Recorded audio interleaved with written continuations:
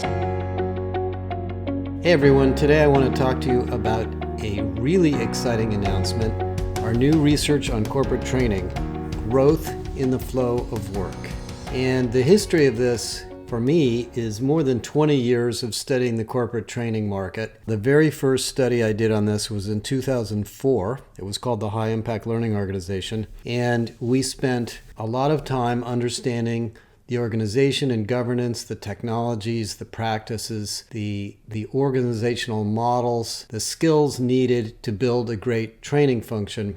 And as many of you know who've been following me, at the time, back in the early 2000s, the focus was on e-learning, online learning, technology learning, digital learning, and creating a learning infrastructure of tools so that employees could get access to the education and training and content they needed to do their jobs well.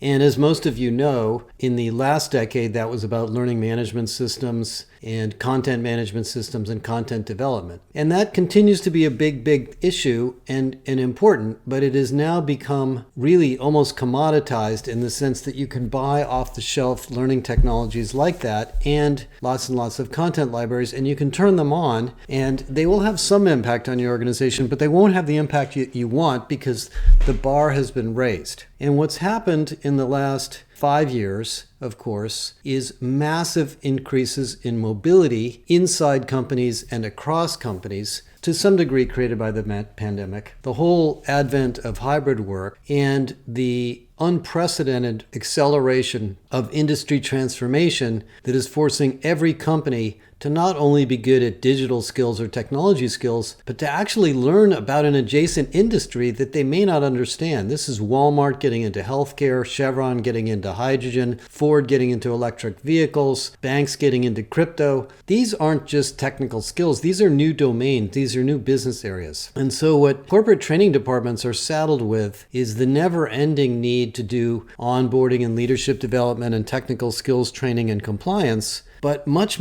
more to plot the future of the skills and capabilities that the company needs to continue to innovate and differentiate itself and evolve into this new area. And that means it's all about growth. And what we basically found in the research is that all of the core capabilities of L&D continue to be important, many of which you know a lot about, but these new capabilities and growth are the differentiators. Now, let me explain how this research works. What we've done, this is the 6th time I've done this, it's been a labor of love every single time, is we send out a massive survey to several thousand companies and we ask them all sorts of disciplines about their corporate training and HR practices. And we know a lot about learning, so you know a lot what to ask. This includes program skills, priorities, organizational models, their general budgeting, how much money they're spending, all sorts of things like that. We get all that data back, and we correlate the findings against 3 types of business outcomes. Financial returns, how profitable and how fast is the company growing.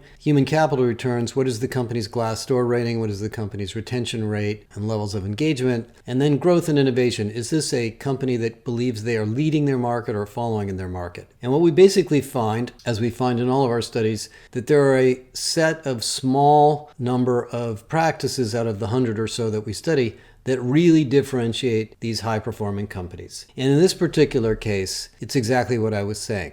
It's all about growth, career development, career pathways, identifying adjacent skills. So if I'm a salesperson, I can move into marketing. If I'm a marketing person, I can move into sales. If I'm doing work on fossil fuels, I can move into hydrogen. If I'm an electrical engineer, I can move into electrical vehicles. If I'm a customer service agent, I can become a patient care specialist and then later become a nurse. If I'm a nurse, I can become a nursing supervisor or maybe work in radiology. Those are what we call pathways, career pathways. It isn't the traditional career path. You know, for most of you who are my age, you know what these career paths were. They were locked in stone and you were forced to wait your turn to move up the career pyramid year by year, or maybe every 2 to 3 years or longer. Well, companies don't work that way anymore. Things happen too fast. We need people to work on cross-functional projects now, not 2 years from now. And workers, employees, won't wait around. In fact, the urgency of this problem is the retention rate. As most of you know, almost a third of the workforce has voluntarily decided to leave their company this year. That is an unprecedented quit rate. And some new research by McKinsey actually discovered that of those people leaving one job to go to another, 65% of them are changing industries. So they are taking whatever skills they have and they are saying, adios to you. I'm going to go do something that's more fun or more interesting or more developmental for me. And if you can't provide that kind of opportunity inside your company, not only are you underperforming as a business, but I guarantee you your retention rate is suffering. In fact, I just had a really interesting conversation on this last week with the head of HR of one of the fastest growing tech companies in the market. I won't mention who they are. They are headquartered in San Diego. They have 1,800 employees. They're planning on hiring 1,000 employees over the next 2 years. And she told me that their turnover rate was 24%. And this is a great company. And I asked her, why are all those people leaving? She said, I don't really know. I can't even tell. But they don't have a lot of career development. They don't have growth plans. They don't have internal marketplace. They don't have skills taxonomy stuff yet. They're too small. And you can see that they're suffering as a result of that. Now, the context for this, of course, is this is not a new idea. You guys know this. Everybody in HR knows we need to give people developmental plans and developmental opportunities. But what the research shows is that this is a very immature area of corporate training. And in fact, I sort of feel like we need to retitle the job from the chief learning officer to the chief growth officer. Because ultimately, if people are not growing, what is the point in learning? Yeah, it does make you better at your job and, reduce the number of errors and so forth. That's all important. But from the standpoint of the employee in the organization, if we're not getting growth out of it, we're not focused on the right things. And here's one way to think about it. And I've been thinking about this a lot as we prepare to launch this. There's really 4 stages to impact in the corporate training function. The first is the learning itself. We need it for compliance reasons. We need it for onboarding reasons. We need it for supervisory skills and so forth. That leads to skills. So you have a skills taxonomy, you have a skills model, you have a bunch of skills-based programs so people can develop some skills that you tell them or they believe are important in their jobs. And by the way, you don't need 20,000 of those. You need a small set of those that you decide are important. But those skills are no good if you can't apply them, if you don't have context around them, if you don't have wisdom on how to use them. So we need capabilities. So we go from learning to skills to capabilities. And many of you have heard me talk about what a capability is. Capability is a business context relevant set of skills that actually makes you better at your job. And they have more complex concepts. We discovered about 85 capabilities in the HR profession that we have that you can assess yourself against in our capability model. And that begs the question of building what we call capability academies, context-oriented training programs that don't just teach you a skill, but allow you to practice the skill, use it, develop it over time, get mentoring, get coaching, do some stretch assignments, get feedback, and so forth. But then let's suppose you do build these capabilities and you've turned into the world's best sales rep or the world's best manufacturing engineer or a really, really good supervisor or manager. What's next? Your growth. Growth is the next step from learning to skills to capabilities to growth. That's what's going on. And if we don't focus on growth in the L&D function, we're not solving the ultimate problem. I'm not saying the capabilities are not important. They definitely are. But as this research shows, the context for building great capabilities is where is this company trying to go? Where is our product set trying to go? Where is our business trying to go? Where is our industry trying to go? And if you aren't clear about those directions and you aren't working on the programs to enable people to move in those directions, you're probably slightly underperforming. Now, we've talked a lot about growth in many, many parts of our research for many years. I remember in our early research on succession management back in 2006 or something like that, we came up with this idea of facilitated internal mobility as sort of the ultimate job of succession management. Well, in this particular case, when we looked at all the data and we clustered it into statistical clusters, what we basically found is that only about 11% of companies are really good at this. And that's not bad, but that's kind of the way this always happens. Whenever something new comes along, There's some companies that really jump into it with both feet because they're just well organized and they have great people. And some companies are sort of thinking about it and it takes them longer. So here's the maturity model of this research. Number one, the most fundamental measure or approach to training is what we call programmatic training. Programmatic training is what you do when you start a training department. Oh my God, nobody knows how to use Salesforce. We need to get a course. People keep putting the wrong information into this system. They keep breaking this thing. They don't know how to do such and such. We train them. And that is programmatic because it is designed by us on behalf of employees, and it is designed in a program that we architect for them because we, as subject matter experts or L&D leaders, know something about the domain and what needs to happen. And you have to do that to keep your job. The second level, and that's about 32% of companies. About 32% of companies are doing that.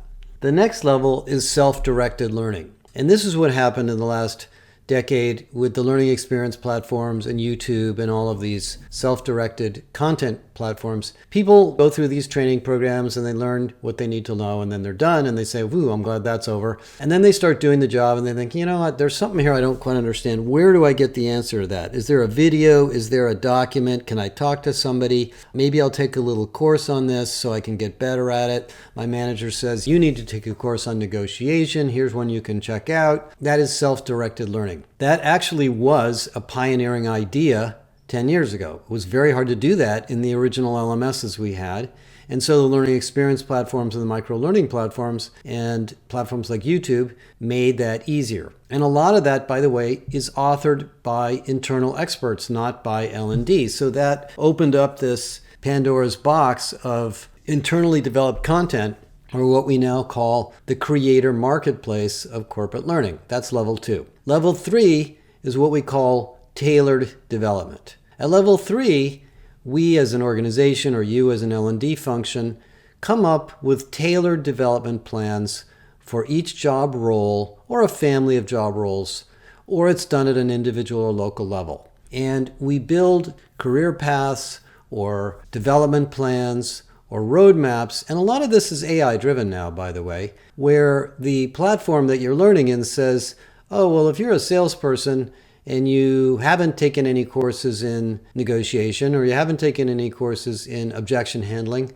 we recommend you do some tailored development in these adjacent areas to round off your skills. And that can be very complex or very simple. And those kinds of development plans should be developed with subject matter experts in the domain. At a company like Ericsson and most of the telcos that are working in 5G, 5G isn't just a technology. 5G is a whole stack of technologies, but there are new business models, there are new consulting offerings, there are new measurement domains, new industries being created because of 5G.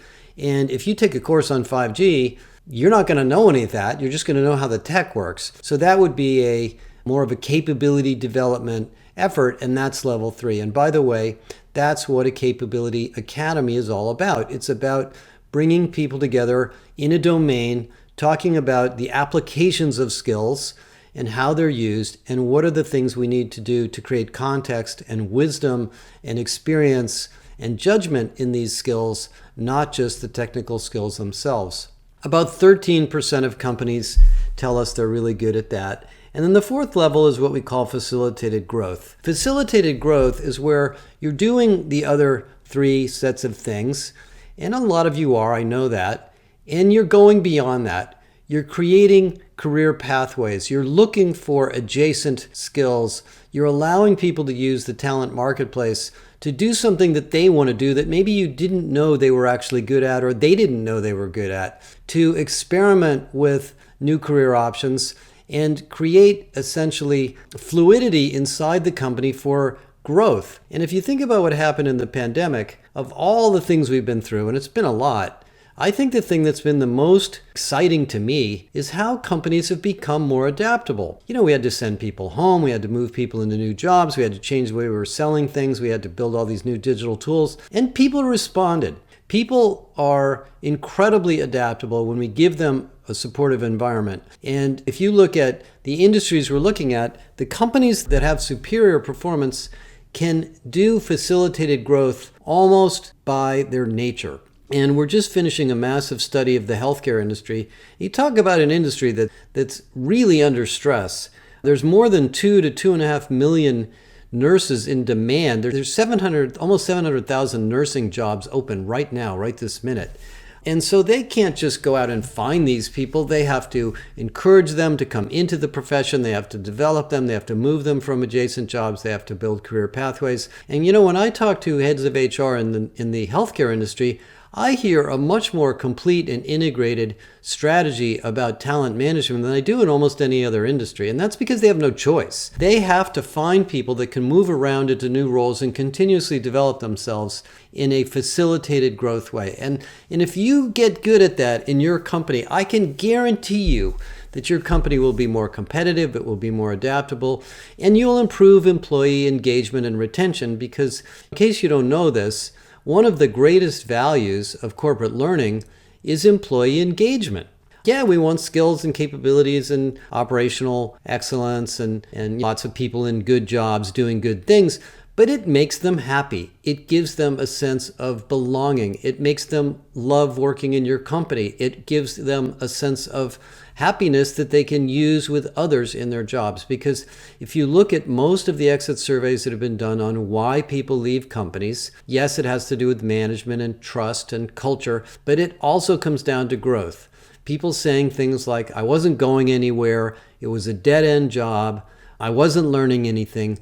Those are the things that always are behind the scenes when somebody leaves your company. So if you give them lots of opportunities, you will become not only a company that develops people, but a company that better assesses and engages people as well. Now, there's lots and lots of things in this research. I'm not going to go through the whole thing right now. We do this work for our corporate members, and then, of course, we give a lot of it away for free, but we would encourage you to join our membership program. Let me leave you with one more thing that's really, really important here, and that is that this is not just about building a bunch of programs and buying a talent marketplace and turning it all on. It's really a journey in culture and internal skills in L&D. If you look at companies that have lots and lots of internal growth and they can practice growth in the flow of work, and managers coach people and people move around from role to role, and there's a real spirit of adventure and mobility inside the company, they have a lot of things they've learned over the years. They reward people for mobility. They talk about mistakes and don't blame people for mistakes. They hire and promote managers who are developers of people. They have people in L&D that understand the technology well, and they're willing to invest in new tools all the time because the L&D market is filled with technology and innovation. It's in the most innovative stage I've ever seen it, to be honest. They try new things. They do MVPs. They go out and they work with the business. They look at skills taxonomies. They practice talent intelligence. They look at where the job market is going and where the skills are going.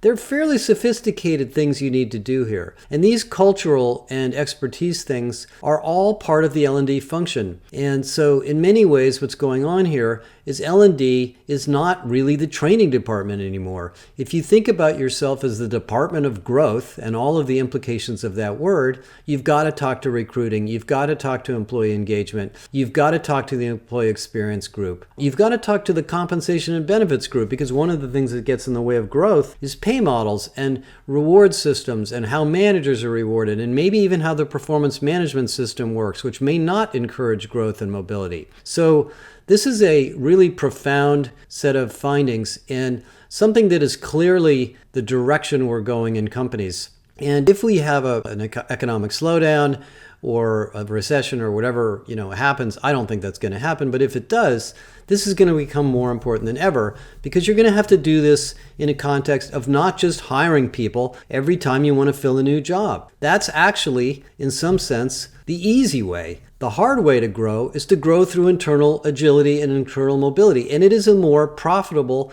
and lower risk way to grow. Companies that just keep hiring and hiring and hiring are the ones that are in trouble right now. A lot of them overhired. So this whole business of facilitated growth and growth in the flow of work is really a CEO level agenda. Anyway, this is a really exciting part of our research. I want to compliment and thank Nahal Nangia, who led this research for us.